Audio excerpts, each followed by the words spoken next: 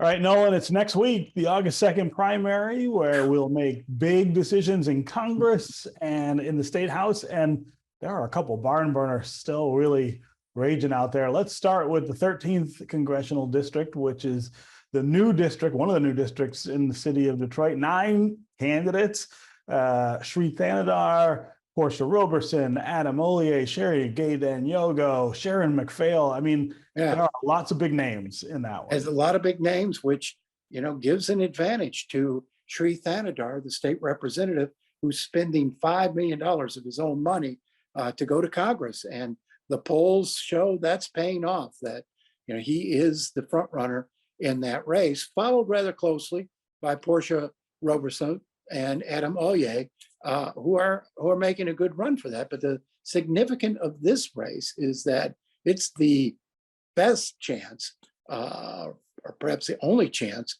to send a African-American Democrat to Congress and to get an African-American congressional representative from Detroit. It's been a long time since Detroit 1955. 1955 was right, since Detroit Charlie Diggs without, was elected. Yeah. I mean, that's a pretty remarkable shift. But if things play out the way they appear to be playing out, that will be the case. And it may be Michigan's delegation either has no African-American members or a Republican in John James, who's running in the 10th district. No guarantee he'll win there. Yeah, the problem is actually has nothing to do with the way that district is drawn. It's the number of African Americans from the city who decided they wanted to take a shot at it. Right. They will clearly outpoll Sri Thanadar on election day together, but individually they may not be able to come up with the votes. But let's move over to the 11th district, where you have 2 incumbent Congress members running against each other, in Haley Stevens and Andy Levin. You look on the paper and you say, 2 Democrats, 2 progressives, but they're really quite different. I mean, Andy Levin aspires to be a member of the squad.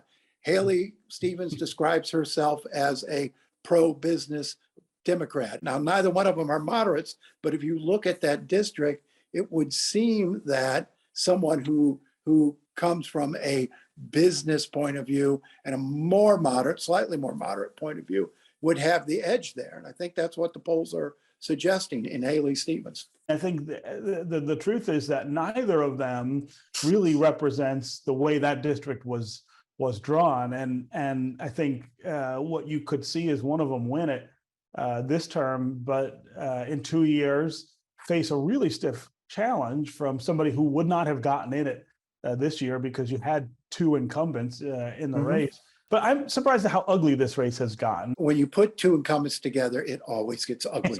It always gets nasty, because they both are crabs in a barrel to these jobs. I've seen it play out this way anytime it's happened in Michigan. But let's go all the way over to the 3rd district in the Grand Rapids area, where Democrats are spending a lot of money to promote a Trump-backed candidate in John Gibbs, who's making a primary challenge to Peter Meijer. And they've done this in other places in the country, trying to get the Trump candidate on the ballot in hopes that he'll be easier to beat in the general election. Sort of a sleazy move, but politics is a sleazy business. It's kind of par for the course, but here there's a little bit of an individual miscalculation in that district.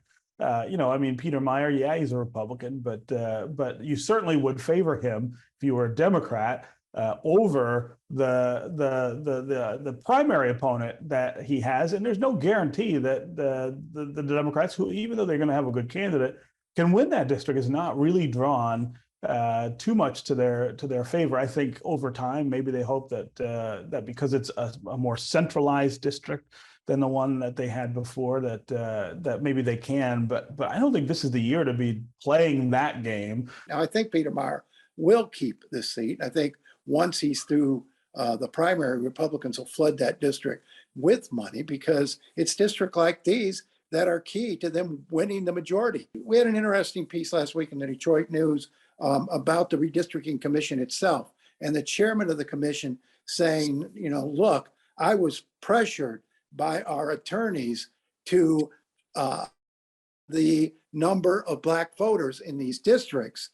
She didn't want to get accused of packing, but in doing so, made it a lot harder in both legislative races and congressional races to get black candidates elected, particularly around the city of Detroit. What you have are districts that try to create, common communities of interest across municipal and community boundaries. That's always a risk, but it's a smart risk. And one of the reasons that it makes sense is the number of African Americans who have moved out of the city and now live, especially in close-in suburbs. If you look at all of those districts, they have enough African Americans in them, according to the numbers. 40% and above is really what you're looking at to be able to elect an African American. The question is whether they will elect African Americans from the city, or eventually whether they will turn to African Americans from the suburbs. I always say that the most instructive example here is the district that Brenda Lawrence now represents, which went away. But the idea that she, as an African American from Southfield, was able to beat African Americans in some cases from the city for that seat it's a harbinger of the future in this region. It's been decades since we haven't had a black senator from Detroit in the state Senate. I don't think this is a good outcome of that whole redistricting effort. Yeah, it's not a good outcome. It is a logical outcome of the shifting demographics. And again, this is the first election under this map. I think elections 3 through 5 really are the ones that tell you what you really have. I don't think it is a bad map. I think it is a map that has a bad transition potentially that comes with it. But we'll see in a few days. Well, let's get out and vote Tuesday, Steve. Yes, everybody go out and vote, or you can sit at home and vote now if you want to vote absentee. No reason absentee voting. One of the wonderful changes we've made here in Michigan.